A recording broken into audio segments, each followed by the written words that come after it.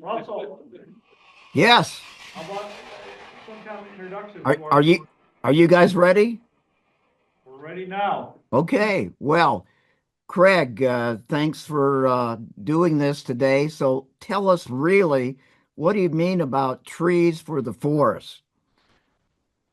Okay. So what that means is you, the modeler rail fan viewer, look at a scene and there's just something ginormous in it, or one thing, a locomotive, a piece of rolling stock.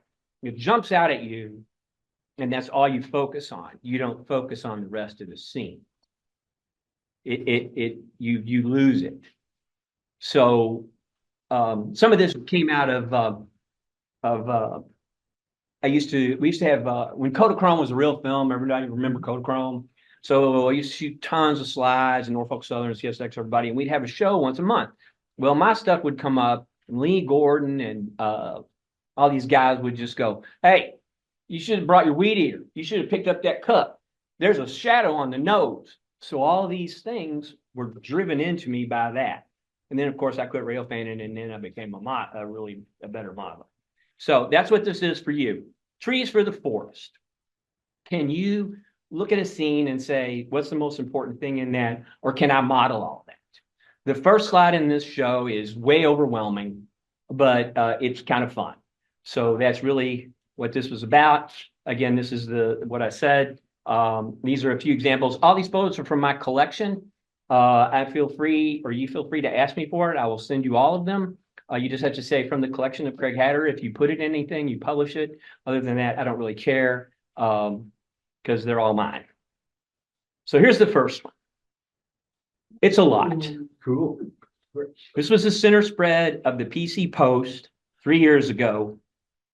And when I first saw it, I wrote to the editor. I go, "Can I have that for a presentation?" And he sent me this. So what you're looking at is the Cuyahoga River going into Lake Erie. This is a central lift bridge. This is the B&O Bridge. This is the Lustrolite company who makes plastic sign faces. If you blow this up, which I can't do on here, I assume, there is a Kroger sign sitting on a flatbed trailer in front of this place. You can also see that something has just come through the water, this canal, and I think it's this little boat right here. Down here, there is a crane for loading. They've made a wall all up and down both sides. You have all these period cars. These are 68 Chevys probably. I believe that's Mercury. That's a Cougar. There's a Buick Giant Death Wagon. Anybody ever? I rode in those. We have one. Yeah. So you have all these period cars here, and you have, but look, there's no RR anywhere on the road. Nowhere. No RR, no gates. There's two signals. That's it. Here's the train. So you finally see the train. It's got a ABBA set of F units with at least 3 or 4 behind it. It is headed it's going west toward Berea. It will cross this canal again with another lift bridge further west. To the photographer's right and behind us over this way is Cleveland Union Terminal. So you look at this as a modeler and go, how am I going to do this? Which parts of this you do? A couple things about modeling. We don't do water well. I've only seen it done well once or twice. That's it. It's very difficult to do. This is a huge scene for water. So the other thing that's weird, just looked heavy industry. There's like a picnic table. There's some benches here. You're like, what's going on? Like, this is a park. Is there a park behind us?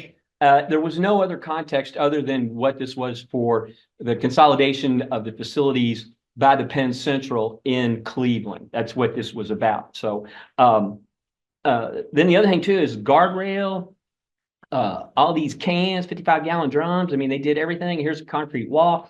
It also, to me, looks like at one time there was another track here, right there. And there's another crossing right up here. There's a road right there right on about I guess the second B unit, maybe the A unit. There's a road that goes that way. My favorite part of the whole thing, right here, is a wooden runabout covered in weeds on a trailer. So that's another thing that you would hide on your railroad. You know, it's just a ton of stuff in this that makes you go, what? How am I going to model all this? I just give you that. Ouch. So this is one of the two General Steel castings, heavy duty flats that the L&N owned. I happened upon this one day when I was rail fanning at the P&L. Everybody know what the P&L is? Paducah and Louisville, just making sure. At Oak Street. And this was a CSX interchange that came over. And I was like, wow, what the hell happened here? And so in my haste, well, the train never stopped moving. That was another thing that I couldn't really get to. I never got a shot of that builder's plate right there because then I could never tell what it was. I'm pretty sure this is a Jeep 38. It has a short dynamic brake blister. It's not a big one, not 40. It's not extended range. It's probably just a 38.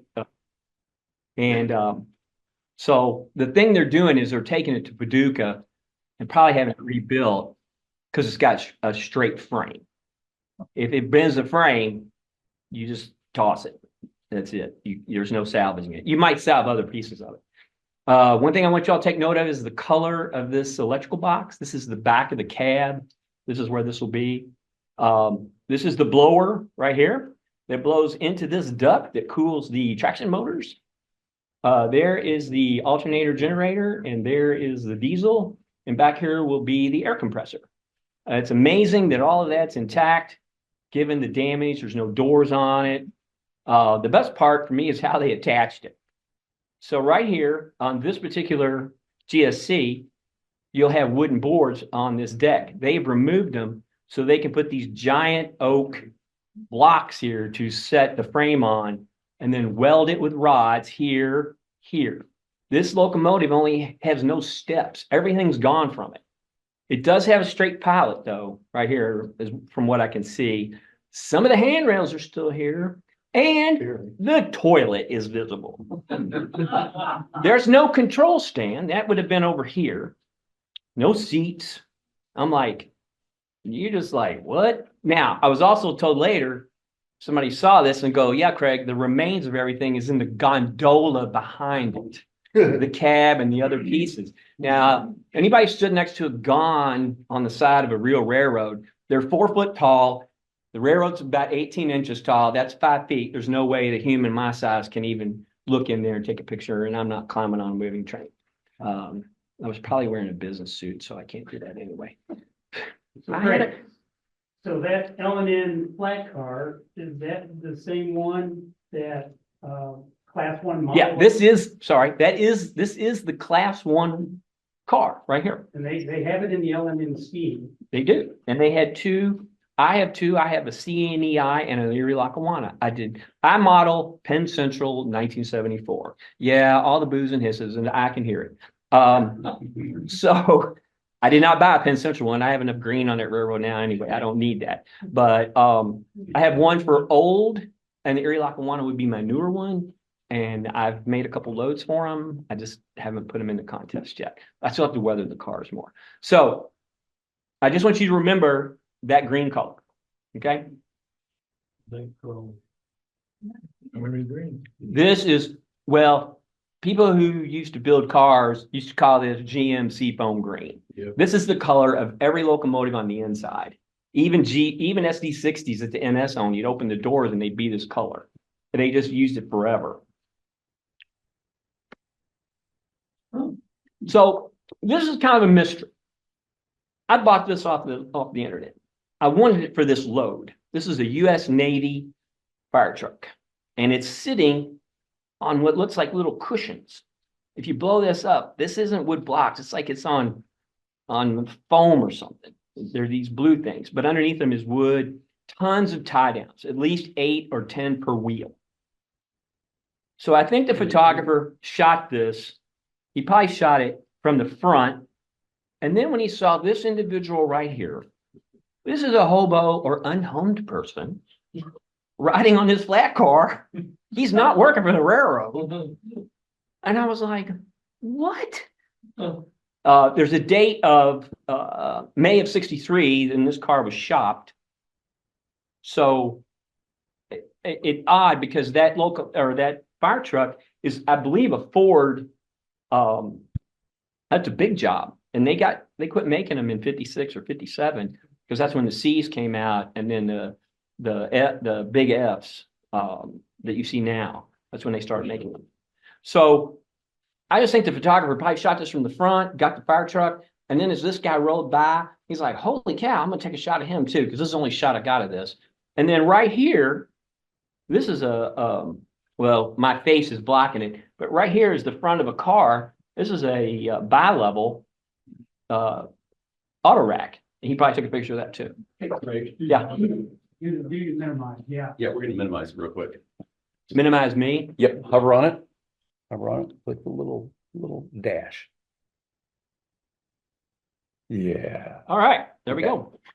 So there you can see, I couldn't tell you what that was. Some of them I can see, you can tell. It's almost like a Corvair. Okay, we have a vote, apparently. Edsel, Corvair. I would say it's some probably General Motors product with all that rounding. They love that. If this is past 63, it has to be them. The others to Dodge Dart. Yeah, something not fine. So you could probably make this fire truck from somebody will print that cab for you, and you can go to Ralph Ratcliffe and get you a pumper and build it yourself and make you a load. Randy could do it, 3D print. I've got one that's already die-cast that looks like that. Oh, so iconic replicas or somebody made it. That's the other thing too. There's so much cool HL scale diecast. I model, like I said, 74. What was the show on TV that Engine 51, Truck 51? Emergency. They made both of those. The Ford or the Dodge, their emergency truck and their pumper, and I bought them. And I'm going to probably do a diorama of them on an overpass at a wreck, just so I can use them. That's wrong. That's that era dysfunctionality coming out again. Yeah. All right. So this is Fort Madison, Iowa. This is from the Steve Lasher collection. Steve worked for the Rock Island and the Cotton Belt. I put this in because, first of all, it looks like the railroad is in somebody's backyard. There's houses. There's somebody's car parked here. Like your old house. Yeah, I used to live like next to the Norfolk Southern, if anybody been there. Like from me to Fred was the main line from my property. On my deed, it said Southern Railway. So this is Fort Madison. This is a wooden roundhouse. Look at these ginormous trees. Would any of us ever put one on our railroad? I mean, I bet that tree's 60, 70 feet tall. There's more than one. There's this one and this one. They're sitting here, and I think Steve told me that there is still a turntable here, but I think it was Armstrong. I don't think it was powered. So again, this is a scene. Do we model this? And there's so much going on here. These 2BN locomotives that are ancient. This is probably what, a 75, 76? Mid-70s Chevy. Chevy. Yeah. Yep. With a vinyl top. Loving them to death. Oh, hate vinyl. Yeah, my GTO had it. It was awful. So that's just more, this one's more for, you can make a railroad scene in a town. And, the problem is we want to shove so much action into so little space that we don't do things like this. So that's that one. Okay, remember that color on that box? There you go. The interior of a new look bus. So this is a new look bus. I do this for the vehicles. That's Fred brought that up, and I'm glad he did. This is a new look bus. I have a pair of these from Bush that are in this color scheme. Rapido did the new look in 1,000 schemes, but never got to this one. They're much more expensive too. The new looks are from Rapido, I think are $50 now. And I paid like $25 each for these that I got. For people from Louisville, this is on Fairmead Avenue. This is off Shelbyville Road in St. Matthews. V.V. Cook Chevy. Well, yes. And then behind this bus, over this way on the other side of Shelbyville Road is where Samsville Pontiac was, where I would go buy new old stock GTO parts. So yes, V.V. Cook. If you're here from Louisville, V.V. Cook had daughters. One of his daughters married Bob Hook Sr., which gave us Bob Hook Chevrolet. And one of his other daughters married Joe Cross, who gave us Cross Pontiac, which became Cross Jeep. And if you go to Cave Hill Cemetery, there's a headstone that's as long as these two tables, and it says Cook, Hook, and Cross on it. So also here, Walnut Street. Anybody know where Walnut Street is? Yeah, sure. Well, come on. Muhammad Ali. It's now called Muhammad Ali, Chestnut Street and Walnut Street. So I'm dating this photo by a lot. And then Gordon's Potato Chips, their place was down on Algonquin Parkway on the other side of 7th Street. Made the best red hot riblets, light your mouth on fire, but they were delicious. So one thing also about this, look at the asphalt here. What color is it? It's not black. Kind of gray color. It's gray. Everybody makes them black. I've never figured that out. I take mine and I shoot flat black and flat gray at the same time like this. And you get gray. You get a gray black. That's really the way to do it. Although there's really no other way as far as I'm concerned. But and also, why is this berm yellow, black, yellow, black, yellow, black? I was like, what is that about? Is that like early don't drive here? Or don't park here. It could be. I couldn't really figure that one out. The bus Plus, is waiting to keep. Might be a the loading signs here. zone. Yeah, The and bus is waiting. the driver took this picture. Yeah, right, he's out of the, yeah. Yeah, and I can't see him in the reflection of any of the windows, but he sent me these. I have a whole bunch of these from him, even some Tarquins. But he took this, and this is his. You have to pause here, and then you start the route back. So again, new look bus. If you want one, they were started out in '59. I rode them in high school, which have been in the '70s. So they were still anybody in the '70s and the early '80s, and then they stopped making them. I've never seen one that orange vest like that. Can't remember. Well, that's a new look. The old looks were yellow and green, Yes. Yep. and I rode them. They were not air conditioned. Oh dear God! They were. Every window was open in the summer, and they rode. They swayed on Barstown Road because the sewers at each intersection were real deep. So when they get there. Well, no, it was more like this, like a rocking in a sway. And you were wondering if they were going to take that mirror off. Used to ride him home from St. X. Yeah. So those are both things that you can get. The old look is available from Classic Model Works. They made it, and everybody else makes one now too. So here we go. This is when I shot black and white. My father loved it. It's kind of an homage to him. I shot a couple rolls. This is 40026, one of two 250-ton Bucyrus Erie cranes that the L&N bought just to manage their M1s. The other one was, of course, was 40027. This crane was dieselized, I think 69 or 68. I have another whole set of images of this crane working the last derailment it ever worked, which was at Hill Street on the overpass, where they were going east or northbound towards Cincinnati, and a tank car jumped the track at the southern crossing, cut every tie, and was doing okay going straight, but when it got to the curve, everybody piled up. So the CSX people worked the west end of the wreck, and Hulcher, this is all before RJ Cornell, Hulcher was working the east end of the wreck, and then there were straight cab stealth painted CSX -8s on the head end. It took them a while to get rid of it. But the funny thing was, one of the pictures I have is these boys with this crane holding up an air slide and 4 guys rolling a truck back under it. Yeah, I'm like, not anymore. But I'm like, and then there used to be a great big billboard there and they'd taken about half of it out. I'm standing under it. Like it's, I'm like, yeah. So, but this is down at Little Scrap. This is where the ball field is now. Okay. So this was a great place to go to capture scenes like this and to see things. What year did you take that picture? This has to be probably 90, 91 before they moved. And you know, the streets went through it. Their scale house cover was an M1 cab.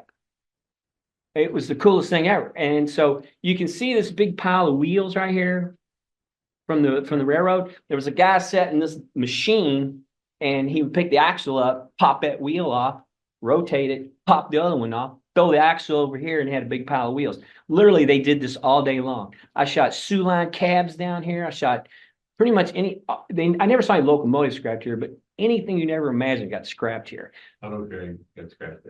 Yeah, I like scrapyards. So I included this mostly because there's a memento for this steamer. This, you know. So is that crane, the old Athens blue box? It's close, but not really. That was a 200. You said that was 250. This is a 250. Blue box 200. Yeah, the L&N owned 4 250s. They owned these two, and then when they bought their 2 Ortons, one of which disappeared in the disaster down in Tennessee, those are the 2 that they bought. And they bought those 2 big Ortons so they could move the Alcos. The Alcos were the big 628s and 630s, were the heaviest locomotives on the railroad. So that's why they bought them. So there's an L&N crane down at the KRN. Yeah, but is it?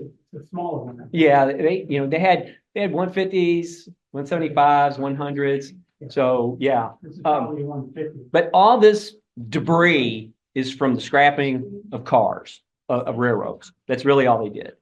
So again, this is a scene that you all can duplicate if you want. All right, this is from L&N convention, the Cumberland one, I guess in the 90s, maybe the early 2000s. We have chased this train out of Corbin. This is Morley, Tennessee. So you have here what I always say are the anachronisms of every modular and club layout. Giant mountain with a tunnel through it and a bridge. You may have water. There we go. But why do we chase this? This is CSX number 1. Rail fans lose their mind over stuff like this. I'm going to get the 1, I'm going to get the 2, I'm going to get the 1, the 11, the 111, the 1111. That's what the rail fans are kind of, that's why I'm not one anymore. I'm like that about models.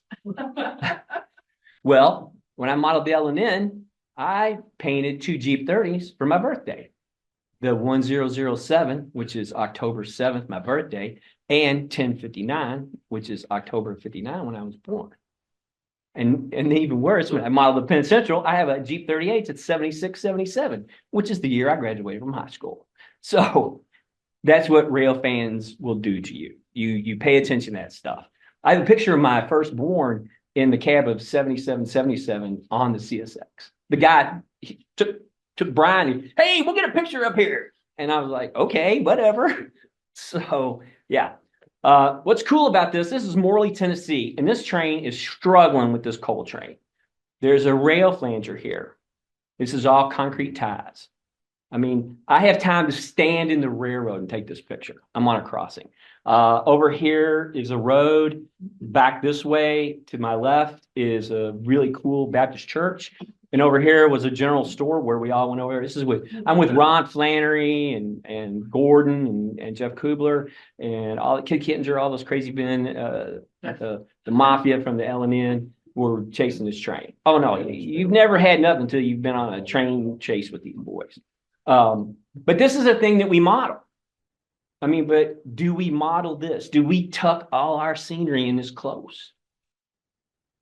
Some people do, some people don't. Some people say I can't get in to manage the railroad if it's this close. Also, that bore on that tunnel is fairly old. I don't think you're taking any double stacks to do that. Hey, Craig, Yeah. So, before you go on to the next slide, Kevin Jones said that he was with you on the Okay. bridge taking that. So There we go. I knew it was like a huge posse of people chase this because it was number one. Um, I caught a whole bunch of others. They came out in pairs. It was weird. You'd get 8 and 9. You'd get 10 and 11. Those ACs when they came out with the lightning bolt on them, that was a really cool scheme. I caught a whole bunch of them too. But yeah, this is why we chase this. And I can't remember if this is water or a road. I think this is water under here.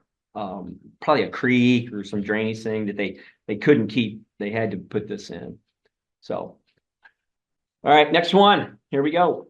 All right, we're back down down the little. on the river. So Down the harbor. this, yes, this is Got Pinto. this is this is LNN 2249 SW7. Here, this is the doghouse for the turntable. For this is a New York Central roundhouse. It's still intact. This is LNN's river waterside yard. There was a Water Street. Yeah, sorry, I'll get to it eventually. This is their tower. And Bob, didn't the IC connect with them at the other end? you're looking across at the big 4 yard and back over behind the engine with the IC yard. Okay, all right. Remember, wasn't it, what was it? Tank car that got caught down there under the viaduct down there? Because it used to run under the Belvedere. Yeah. Yeah. Remember that? Yeah, It came There's down a on a couple ramp bridges. to there, it came down the ground level there. right. Okay. So back to our original discussion. You got the golf house that ran under the Belvedere. Right. So this is SW7 2249. When I sent this picture to Steve Johnson, if anybody knows him, LNN extraordinaire person, he said that this was a super catch because this has this is a Scotch Cal decal. It's a 36-inch outlined italicized LNN that normally when you put this paint on something, you would have the wings right here. Okay. But they actually just painted the black line around the radiator section. There are only 2 of them on the unit. It's a great catch. Here's an LNN Railroad Roman painted, full of scrap, gone. The Pinto. Yeah. And so, yeah, not good. And Belknap again. River's behind the photographer. My dad took these pictures. So when I went to look to make sure about this, I counted 13 different schemes that LNN put on their SW7s. I always say that the job that will never get furloughed in LNN was a painter because they painted everything over and over and over. Did they use Emerald? All right, so this is in Nashville. This is where we put smoke into our modeling again. Can we AI it? That doesn't help us on our railroads. Helps us when we do this. This I'm assuming is in Nashville. I can't remember. This is 22. Who is this? 23, 29. I thought it was 28. It was 29. 28 got retired in 72. This is an S4 that's been converted to basically EMD powered. There's the EMD radiator fan. Here it'll have dual exhausts. They took a 567 prime mover out of an old E7 or E6 and shoved it in here. This is how the LNN who would never jump over a quarter to get to a nickel people would just do this. So what I think this is electrical fire because the other slide where you can't see the locomotive, there's 2 in this section. I bought a huge fire equipment collection from a guy. There's 3 pieces of apparatus on back this way. This is an American LaFrance piece of equipment. They pulled the 2-inch out. There's 2 guys. My favorite is looking in here. What's going on? Did you see something? Like, what the hell's going to happen here? And then you have all these people. I know the blue shirt guys are all firemen, but all these guys, that's probably the chief or the battalion chief. And they're all standing around. This is another thing that happens to us. How do we do figures? What kind of figures do we have mostly? They're either sitting or walking or doing a job, wheelbarrow, or you'll get an engineer from Atlas. I probably have a lifetime supply of those. Guys with his arm like this. You know, he's got his hand on a control stand. So how do you do these people? You know, do you have them made? Do you take what we have and repurpose them? Get them hot in the oven and bend them a little bit? It's up to you. My other question was, what's with this giant bag of rags? This is a giant bag of rags. Like, were they going to use this to put the fire out? Were they going to wipe all the whatever off? I don't know. Mercifully, this unit was retired in 1980. So the other picture has a Chevrolet wagon that probably the battalion chief or the fire chief came in, and it has the rectangular square headlights and a big emblem on it. Anybody know when that started? I didn't go far enough to look. I would have had to really gone through it. I have to say at least 75, maybe 76, 77, because this unit was retired in 80. So there's that one. This one is for a diorama. So this is a 3-story, I don't know what, castle, house. I'm not sure. This is in Aurora. It says Aurora on here. I'm assuming this is Aurora, Illinois. This is an Alf again, American LaFrance piece of equipment. Bush makes this. Other people make it too. Bush would be your cheapest thing, $35. It's the 70s by the pants. This guy's wearing a field jacket. That was pretty much the decor where I went to high school. Everybody wore a field jacket. I believe this is a police officer right here. There's a fireman. What really is interesting, first of all, parked in the yard. So it must not be too wet because they can probably get out. 2 ladders, smoke pouring out of this structure, and somebody left their Scott Air Pack right there. That's what firemen wear on their back, Scott Air Pack, okay? So why did the guy leave the Scott Air Pack? I'm going to go into that smoke. So again, and you don't see a police car, you don't see anything else. I'm not really sure what happened here. Again, this would be for a diorama. The structure alone would probably be worth the price of admission. It's a scratch. I'm sure it's got a 3-story outdoor porch over here. This cupola, like, is this something from Dark Shadows? I don't know. Well, there's one Very over by the Victorian. Blacksville worked on. Yeah. So again, and then this looks like concrete blocks here that they've made like a little wall. Lots of pine here. So, you know, and then there's no trees on any, or no leaves on any of the deciduous trees.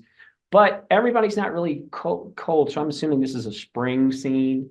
But this is what, you know, you do for a diorama. You add all these people, the truck, the ladders, Scott Air Pack.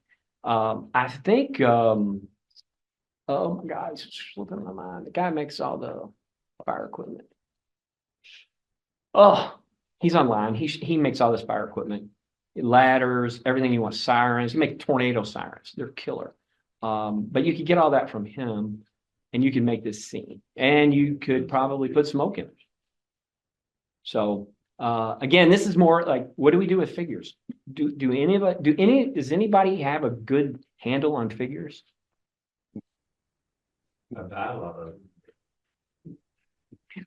I do too. I have a ton.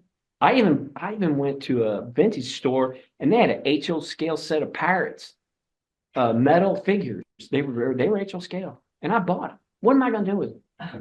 Are they going to come out of the woods pillaging?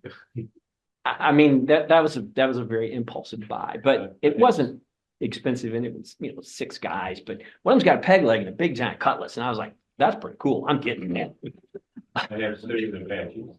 Yeah. Hey, So, I Hey, bought Craig, Yeah. were you thinking of showcase miniatures for the fire stuff and the ladder? The fire. He just came out with I don't know what model it was, but just you know, within the last 2 weeks he announced that. And I think when he and Debbie were giving us a tour a number of months ago, you know, he showed us that was about ready to be released. It seemed like it was very similar to the one on your slide there. I don't know if they were the one you were thinking about. Oh, the fire truck? Yeah, Yeah, okay, yeah, that's an American LaFrance. Yeah. It's got Bud wheels on it. And in my collection, there's some people, some of these fire departments have lost their minds. They have white walls, they have raised outside outline letters, Goodyear on them. You know, they're like you could eat off of them. Looks like they wax them when they're done making a run. So, but yeah, there's that. And this is the last slide. Anybody got any questions? Mini Prints does a 3D scan. They'll do a 3D scan of your body and. put it Yeah, in there to figure I out. remember was 2 years ago, Andrew Van Born was standing there in a big coat, holding a glass of bourbon and a cigar in his mouth, spinning around, and that's the one he wanted. So yeah, Always about he's gonna like. a unique shirt. Yeah, you can do that. Not cheap though, I don't think. No, and they were selling them out of England too. Great Britain was selling them too. I think Steve Lasher bought a couple from there. I'm not that up to it yet. I did buy a flexible bus that was cast from a gentleman who's at the show. He sells mostly the barge stuff, but he did a flexible bus in HONN. The problem is when I took it apart, every seat was occupied by a construction worker with a hard hat. That's a lot of dremeling, let me tell you, to clean the seats up. I did. I was like, Yeah, no, I'm with you. and after I got done, I was like, I'm just going to have to paint all this green, like the inside, and then put other people in it. So I was like, but yeah, I mean, it didn't pay a lot for it, $15, didn't care. But it's a flexible. I have to put my own glass in it and all that. But otherwise, it's a nice model. So, any other questions? Yes. To do a house like that, what do you look for? Because you probably can't find a model of this house. Well, you probably have to buy 2 or 3 fine scale miniature kits and throw them together. But you're talking about $500 or $600 or more. Goodness. Or you could scratch it. You could scratch it from wood or styrene. I can't tell what kind of siding that is. It looks like lap. So the lap siding would be easy. You could use a cone and a cylinder to make the turret. Yeah, the witches have. Yeah, the windows would be your problem probably. Everybody makes windows now. They look, pretty simple. And then you'd make the hang on for that for the porches. Looks like it has a big chimney too, but there's tons of products that you could scratch this, but it's a big footprint. You know, the fire truck is probably 25, 30 feet long. So that house is probably 40, 45 feet. I can see, and it's probably at least 25 to 30 feet tall. And the turret's probably 35, 40 feet. It'll be an immense structure on a layout. It will be the centerpiece of the town is what it would be. That's why I said it would be part of a diorama if you wanted to do this. Yeah. So Craig? yes. Yeah, Steve wrote that Model U, MODELU, makes nice crew members for full body scans there. There you go.